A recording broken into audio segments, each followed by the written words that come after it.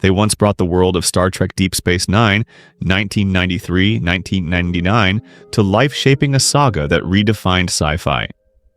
But behind the camera, time has rewritten their fates.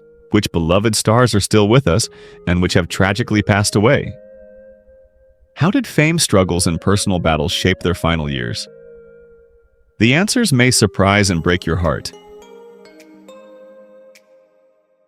René Auberjonois, the distinguished actor best remembered in the Star Trek universe, became an icon with his portrayal of Odo, the shape-shifting chief of security on Star Trek Deep Space Nine, 1993-1999. Born on June 1, 1940 in New York City, Auberjonois stepped into the role of Odo at the age of 53, bringing to life a character torn between duty identity and a longing for belonging. His nuanced performance made Odo one of the most complex and beloved figures in the franchise. Before his time in the stars, Auberjonois had already carved a niche for himself in Hollywood and theater. He appeared in Robert Altman's MISH 1970, earned acclaim on Broadway with a Tony Award for Coco 1969, and later gained a loyal television following as the eccentric lawyer Clayton Endicott III in Benson. Despite this success, he experienced the harsh turns of the industry roles that typecast him, projects that collapsed, and the inevitable decline in opportunities that came with age. These struggles at times strained his finances and self-worth, yet he persevered with voice acting in animated series and films, including The Little Mermaid, where he voiced Chef Louis. In his personal life, Auberjonois found stability. He married Judith Mahaly in 1963, and together they raised 2 children. Unlike some of his peers, he managed to avoid scandal, though the pressures of constant work and industry uncertainties shadowed parts of his journey.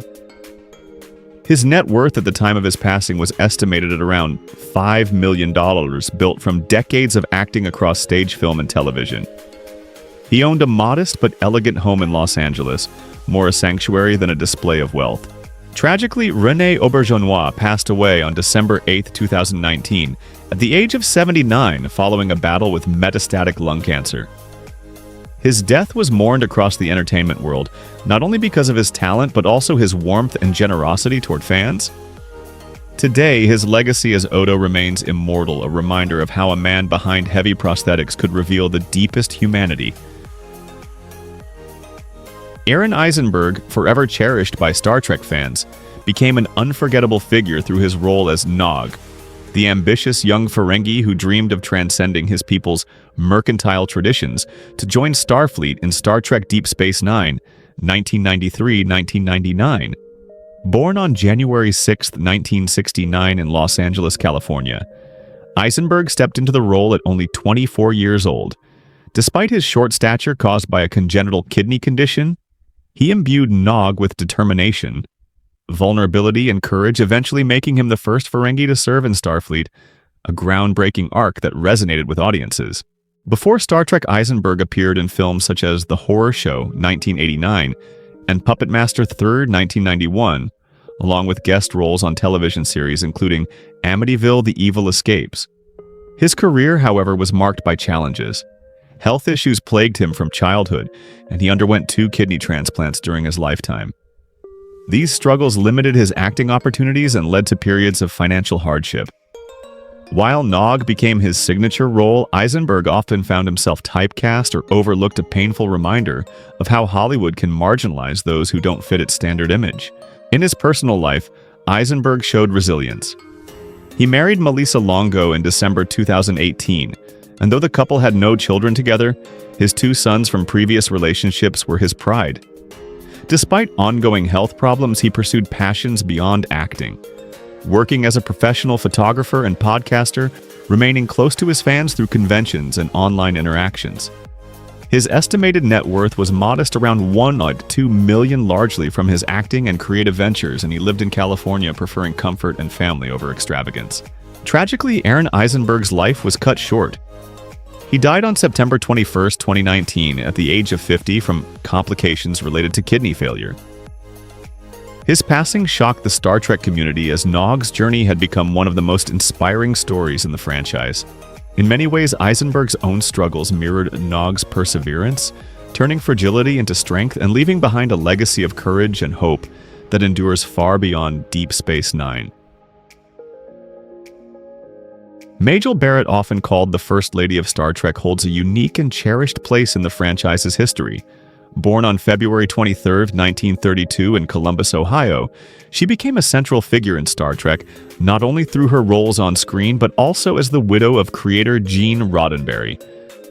By the time she joined Star Trek Deep Space Nine, 1993-1999, she was already a beloved icon, lending her voice as the omnipresent Starfleet computer. At 61 years old when DS9 began, Barrett carried with her decades of legacy bridging generations of Star Trek storytelling. Her contributions went far beyond the computer's calm tones. Barrett had first appeared in the original 1960s series as Nurse Christine Chapel, and later as Lwaxana Troi in Star Trek The Next Generation and DS9. Lwaxana, with her eccentricity and vulnerability, became one of the most memorable recurring characters in the franchise, offering moments of both humor and deep emotional resonance. Outside of Star Trek, Barrett appeared in projects like Westworld 1973 and numerous television series, though it was clear that her destiny remained intertwined with Roddenberry's vision. Barrett's life, however, was not without hardship. Early in her career, she faced rejection and typecasting, often reduced to roles that never matched her talent. Her romantic relationship with Roddenberry caused scandal during his marriage to his first wife. And even after their marriage in 1969, she bore the weight of being forever tied to his towering legacy. After Roddenberry's death in 1991, Barrett carried both the burden and honor of preserving his vision, producing several of his unfinished works. Financially secure, she accumulated an estimated net worth of around $10 million, primarily from her acting, and her share in the Star Trek empire. She lived in Beverly Hills in a home she once shared with Roddenberry, a place that became a shrine to their shared dream. Barrett and Roddenberry had one son, Eugene Rod Roddenberry Jr., who would continue his father's legacy. Sadly, Majel Barrett passed away on December 18, 2008, at the age of 76 from leukemia. Her death marked the end of an era, but her voice, immortalized in countless Star Trek series, continues to guide starships across the galaxy. For fans, she remains more than an actress. She is a symbol of continuity, resilience, and the heart that has kept the Star Trek universe alive across generations. Louise Fletcher, remembered by Star Trek Deep Space Nine fans for her chilling performance, as Kai Wynn Adami, was born on July 27, 1934 in Birmingham, Alabama. By the time she stepped into the role in 1993, she was 59 years old, already a highly respected actress with a formidable reputation. As Kai Wynn, she embodied a character who was at once a spiritual leader and a manipulative politician, making her one of the most complex and divisive figures in the Star Trek universe. Her presence added layers of political intrigue and moral ambiguity to the series, cementing her place in the franchise's history. Fletcher had already achieved Hollywood immortality decades earlier with her Oscar-winning role as Nurse Ratched in One Flew Over the Cuckoo's Nest. 1975, a performance that redefined the portrayal of female villains and earned her international acclaim. She also appeared in films such as Brainstorm 1983, Firestarter 1984, and Flowers in the Attic 1987. Despite these successes, her career was not without setbacks. After her Academy Award triumph, she struggled with typecasting, often cast in roles that mirrored Ratched's cold authority. The shadow of that iconic role became both her greatest triumph and her professional burden. Her personal life carried its own turbulence. She married film producer Jerry Bick in 1959, and they had 2 sons before divorcing in 1977. Balancing career and family was never easy, and the breakup left scars. Though she avoided scandal, Fletcher often spoke of how the film industry's fickleness could feel like betrayal, especially for women as they aged. Financially, Fletcher maintained stability with an estimated net worth of around $1 million at the time of her death, earned from her decades-long career in film and television.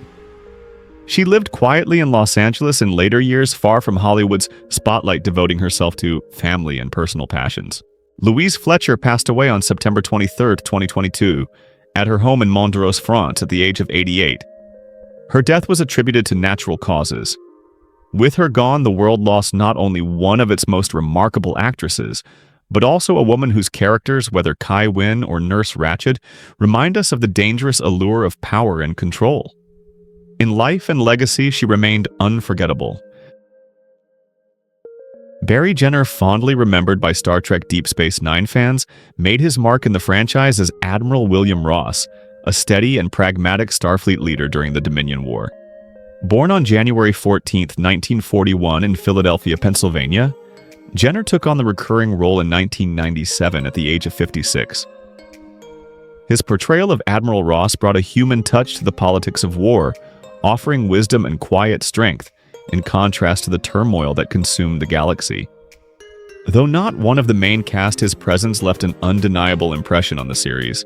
Before stepping into the Star Trek universe, Jenner had already built a long career in television. He was best known for roles on shows such as Dallas Falcon Crest Family Matters and Another World. A dependable character actor, he became a familiar face in American households throughout the 1980s and 1990s. Yet despite his success, Jenner's career was not without frustrations. He often found himself relegated to supporting roles, never quite breaking into the ranks of leading men. That limitation was a quiet disappointment, a reminder of Hollywood's typecasting tendencies. In his personal life, Jenner married actress Suzanne Hunt in 2001. And though the couple did not have children, they shared a stable and supportive relationship until his death. Unlike some in the industry, Jenner avoided scandal, but he did face the heartbreak of watching promising roles slip away, forcing him to reinvent himself time and again. Financially, Jenner's decades of steady work earned him an estimated net worth of around $1 to $3 million. He lived comfortably in Los Angeles, not in ostentatious luxury, but in a home that reflected a life of stability and perseverance. Tragically, Barry Jenner's life came to an end on August 9, 2016, at the age of 75, following a battle with acute myeloid leukemia. His passing was deeply felt by fans and colleagues who admired both his professionalism and kindness. Today, he is remembered not only as Admiral Ross, but as a hardworking actor who brought quiet dignity to every role, leaving behind a legacy of resilience and respect. James Darren, the charming actor and singer who brought the holographic lounge singer Vic Fontaine to life in Star Trek Deep Space Nine, 1998-1999, was born on June 8, 1936, in Philadelphia, Pennsylvania. When he joined the cast, he was 62 years old, already a seasoned entertainer with decades of experience. As Vic Fontaine, Darren's smooth voice and old-school charisma offered a warm counterbalance to the series' darker wartime storylines.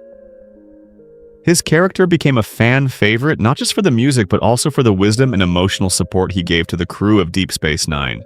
Long before Star Trek, Darren was a teen idol of the late 1950s and 1960s, starring in films like Gidget 1959, The Guns of Navarone 1961, and the popular Time Tunnel TV series 1966-1967.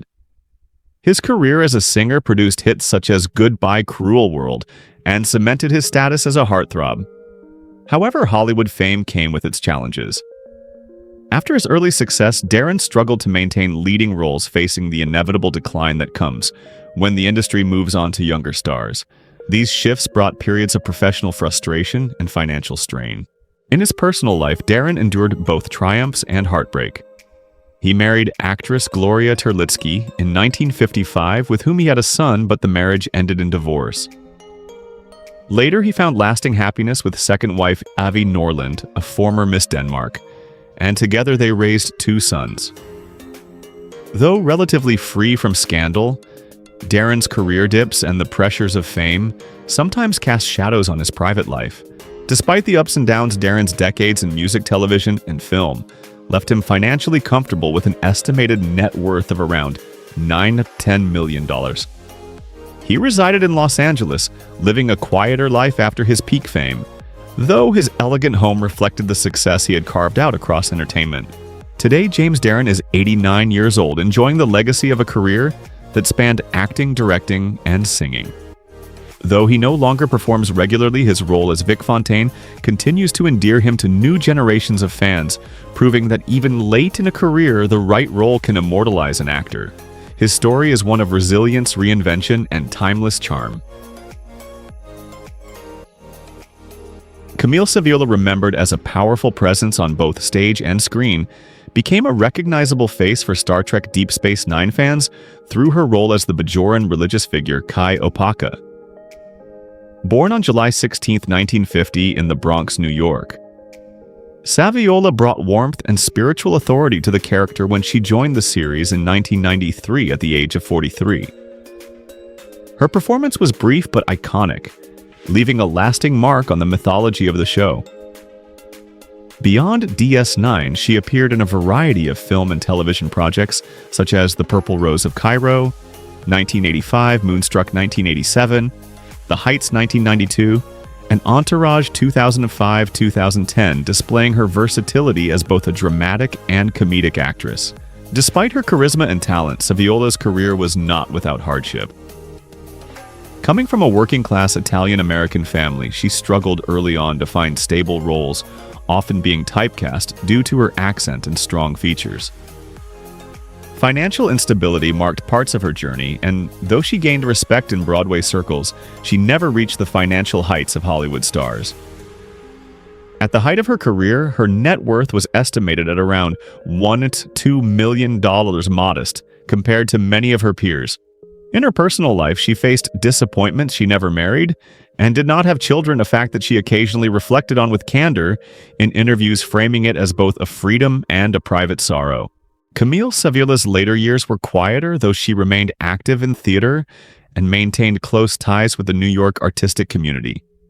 She passed away on October 28, 2021 at the age of 71, following complications from heart failure. Her death was mourned by fans and colleagues alike, marking the loss of a woman whose fiery spirit shone through every performance. Though she did not leave behind a family of her own, she left an enduring legacy in the arts, particularly through her role in Deep Space Nine, where Kai Opaka remains a symbol of wisdom, sacrifice, and resilience. William Lucking, a rugged and commanding screen presence, is remembered by Star Trek Deep Space Nine fans for his role as Ornithar, a Klingon officer he portrayed in 1995 at the age of 54. Born on June 17, 1941 in Vicksburg, Michigan, Lucking had already built an extensive career before joining the Star Trek universe, appearing in shows such as Mission Impossible: The A-Team, and later becoming widely recognized for his role as Piney Winston in Sons of Anarchy. His physical stature and deep voice made him a natural fit for tough, authoritative characters, yet he often infused them with surprising vulnerability. Lucking's professional life was filled with highs and lows. While he worked steadily across television and film, he never truly achieved the superstardom that many of his peers found. Financially, his career provided stability rather than luxury, and his net worth was estimated at around $2 to $3 million by the end of his life. Personally, his journey was more turbulent. His first marriage ended in divorce, leaving behind lingering emotional scars, though he later remarried and found a measure of peace. Despite being a strong character actor, Lucking often lamented the frustrations of typecasting, as Hollywood frequently placed him into roles of bikers, military men, or villains, limiting opportunities to showcase his broader talents. Tragedy struck in his later years when his health began to decline. On October 18, 2021, William Lucking passed away at the age of 80 at his home in Las Vegas, Nevada. Though the exact cause was not widely disclosed, his family noted he died peacefully. He left behind 2 daughters from his marriages and a legacy of unforgettable performances, particularly in Sons of Anarchy, where his portrayal of Piney Winston brought him late career acclaim. While his real estate holdings were modest compared to Hollywood elites, his home symbolized the stability he had fought hard to achieve after decades in an unpredictable industry. Lucking's life was one of resilience, marked by professional respect, personal challenges, and the quiet dignity of a man who carved out his place in Hollywood on his own terms. Joseph Ruskin, a prolific character actor with a career spanning more than 5 decades, became a familiar face to Star Trek fans through multiple roles across the franchise. In Star Trek Deep Space Nine, 1993 to 1999, he first appeared as a Klingon officer named Tumek in 1993 when he was 69 years old. Ruskin's gravelly voice and commanding presence made him a natural for such roles, and his contributions extended beyond DS9 to Star Trek: The Original Series, Voyager, and Enterprise, making him one of the few actors to appear in nearly every era of the franchise. Born on November 14, 1924, in Haverhill, Massachusetts, Ruskin built an extensive resume performing in films like The Magnificent Seven, 1960 Prezi's Honor, 1985, and Smokin' Aces, 2006. He also guest starred on dozens of television shows from Mission Impossible to The Twilight Zone. Despite his steady work, he never achieved household name status, and his net worth was estimated around $1 to $2 million, modest by Hollywood standards, but reflective of a long and consistent career. His life was not without struggle. Hollywood often relegated him to background or supporting parts, and he battled frustration over never breaking into leading roles. In his personal life, Ruskin faced disappointment as well. His marriage to actress Kate Williamson ended, and he never remarried. He had no children, a fact that left him with a quieter home life than many of his peers. These absences sometimes weighed heavily on him, though he immersed himself in the Screen Actors Guild, where he served for years as a respected labor advocate, fighting for better conditions for fellow performers. Joseph Ruskin passed away on December 28, 2013, at the age of 89 in Santa Monica, California, due to natural causes. At the time of his death, he was remembered warmly by colleagues as a steadfast professional and a mentor to younger actors. Though he did not leave behind a sprawling real estate portfolio or a glamorous Hollywood legacy, his dedication to craft and community ensured his place in the memory of fans and fellow performers alike. Through roles like Tumek in DS9, Ruskin left a quiet but enduring mark on science fiction history. James Otis, a gifted but often underappreciated character actor, became part of the Star Trek Deep Space Nine legacy, with his role as Solok, a Vulcan physician, appearing in the series during the mid-1990s when he was in his late 40s. Born on March 16, 1943, Otis brought a subtle intellectual intensity to his performance, capturing the logic-driven calm of a Vulcan while still hinting at layers of complexity beneath the surface. Though his time on DS9 was brief, it was enough to cement his place within the expansive Star Trek universe. Beyond Star Trek, Otis worked steadily across television and film, with credits in The X-Files, Profiler Law & Order, and movies such as The Black Dahlia 2006 and The Prestige 2006. Despite this wide-ranging career, he never broke into stardom, often relegated to supporting roles that showcased his dependability more than his star power. His net worth was modest, estimated at less than $1 million, reflecting the struggles of many working actors in Hollywood who spend their lives in the shadow of fame. Otis's life was marked by personal difficulties and quiet tragedies. He never married and had no children, which left his later years somewhat isolated. Industry colleagues described him as deeply committed to his craft, but also plagued by frustration at the lack of recognition he received. Financial uncertainty and inconsistent work added to the pressures, and while he avoided scandal, his life was shaped more by disappointment than glamour. James Otis passed away on March 3, 2020, at the age of 76. Reports indicated that he died peacefully, though health issues had troubled him in his final years. He left behind no vast estate or celebrated real estate holdings, but rather a reputation as a consummate professional whose contributions enriched every production he joined.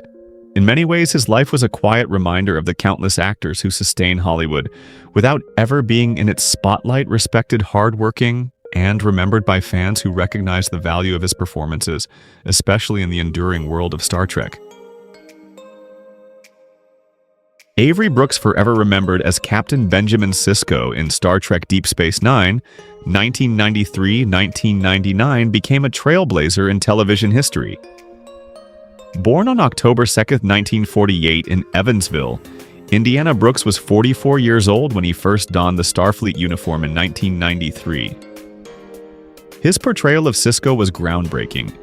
He was the first black actor to lead a Star Trek series, and his commanding presence combined with a deep sense of humanity made him an icon not only within science fiction, but also in American pop culture.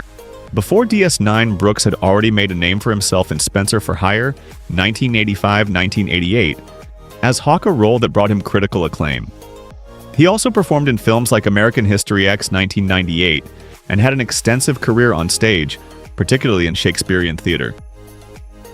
His success in acting was paralleled by his passion for music.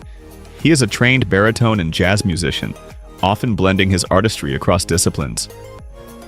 By the peak of his career, his net worth was estimated at around $8 to $10 million earned through acting, directing, and teaching. Yet Brooks's journey was not without turbulence. The weight of being a cultural pioneer carried its own pressures, and after DS9 ended, he withdrew significantly from Hollywood. There were rumors of clashes with producers during the series, and he later admitted that navigating the politics of television, combined with systemic barriers in the industry, was emotionally draining. In his private life, however, Brooks found stability.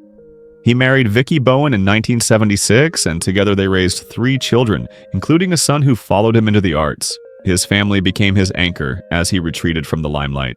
Now, in his mid-70s, Brooks lives a relatively quiet life, devoting much of his time to music education and personal passions, rather than the screen.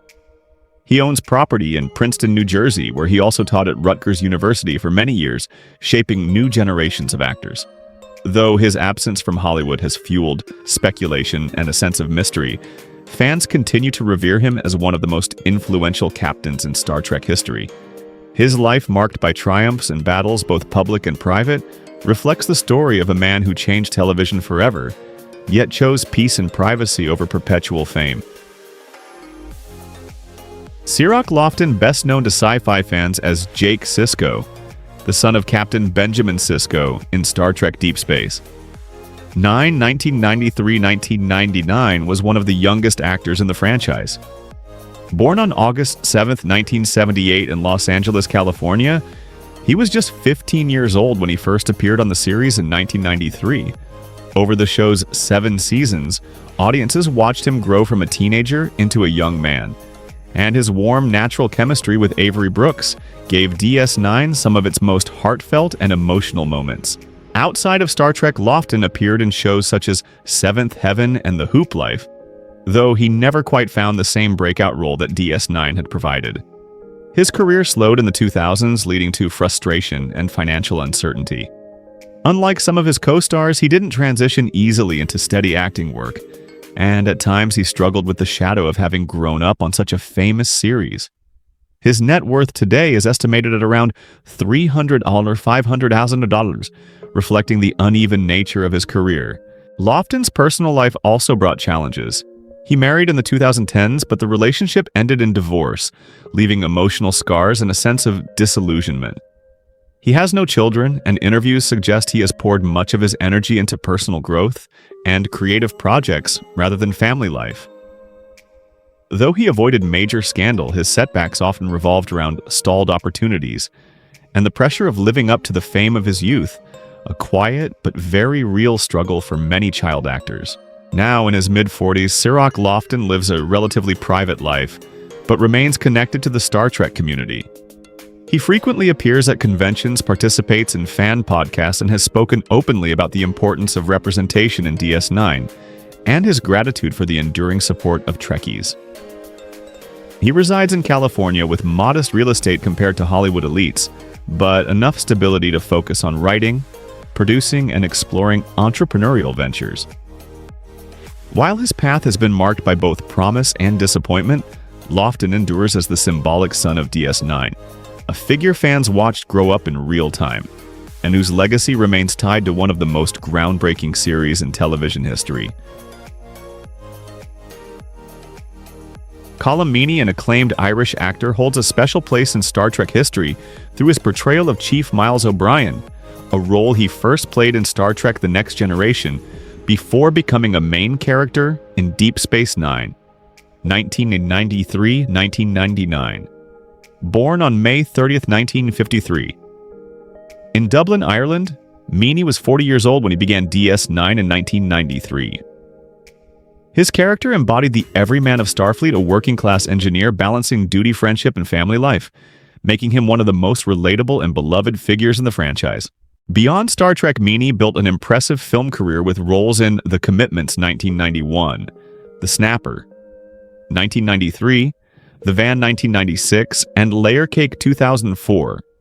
He became especially well known in Ireland and the UK for his portrayals of complex, often rough-edged men, and later starred in the AMC series Hell on Wheels 2011-2016. This diverse body of work helped him achieve lasting respect as one of Ireland's most successful screen actors. His net worth today is estimated around $115 million, thanks to decades of steady acting across both television and film. Meany's personal life, however, was not without turbulence. His first marriage to actress Bearbraid Dowling ended in divorce in 1994, just as his career was peaking, a difficult time that forced him to balance personal upheaval with professional success. He later remarried French costume designer Ines Glorian in 2007, and together they have one daughter. Despite earlier challenges, his family life in recent years has been far more settled, and he divides his time between the United States, Ireland, and Spain, where he owns property. Now in his early 70s, Colm Meaney continues to act in both international films and television, though he lives more quietly than during his Star Trek years. His real estate includes homes in Ireland and the Mediterranean, reflecting a comfortable cosmopolitan lifestyle. Though his career had moments of typecasting and personal setbacks, he overcame them to establish himself as a versatile actor with both critical acclaim and enduring popularity. To Star Trek fans, he remains the heart of DS9, the humble engineer, whose humanity grounded a show full of cosmic politics and epic battles. Alexander Siddig, born November 21, 1965 in Sudan, became widely known to science fiction fans as Dr. Julian Bashir, the ambitious and sometimes arrogant Starfleet medical officer in Star Trek Deep Space Nine, 1993-1999. When he was cast in 1993, Siddig was just 27 years old, one of the youngest main actors in the franchise. Over 7 seasons, he transformed Bashir from a naive, eager doctor into a seasoned, morally complex figure, especially after the revelation of his genetically enhanced background, a storyline that resonated with audiences and showcased Siddig's range. Outside of Star Trek, he built an impressive and eclectic career. He appeared in films such as Kingdom of Heaven, 2005, Syriana 2005, Cairo Time 2009, and Robin Hood 2010. On television, he gained acclaim with roles in 24 Atlantis and as Doran Martell in HBO's Game of Thrones, 2015-2016. His performances combined his striking presence with a refined intensity that made him compelling across genres. With this consistent work, his net worth is estimated around $305 million, reflecting steady success, if not blockbuster stardom. Siddig's personal life included both triumphs and painful chapters. He was briefly married to his DS9 co-star, Nana Visitor, who played Major Kira Nerys in 1997, and they had a son together in 1996. However, the marriage ended in divorce just a year later, leaving behind emotional turbulence. While he remained a devoted father, the breakup was a difficult period in his life and marked a turning point in how he approached both relationships and career. Unlike many actors, Siddig avoided major scandal, but the collapse of his marriage and the challenges of navigating fame in the Star Trek universe brought real personal struggle. Now in his late 50s, Alexander Siddig continues to act, dividing his time between the UK, the US, and international projects. His lifestyle is comfortable but relatively low profile compared to Hollywood elites, with modest real estate holdings in Europe and a focus on creative freedom rather than celebrity excess. Though he faced setbacks in love and the typecasting that sometimes follows genre actors, Siddig carved out a path as a respected performer. To Star Trek fans, he will always be Dr. Bashir, the brilliant, flawed, and evolving physician whose journey mirrored the struggles and resilience of the man who brought him to life.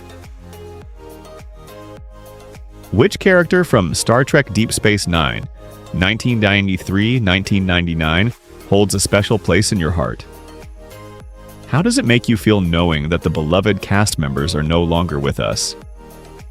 We'd love to hear your thoughts. Feel free to share them in the comments below. If you've been enjoying this content, please like the video, subscribe to the channel, and hit the notification bell so you never miss an update. Thank you for watching.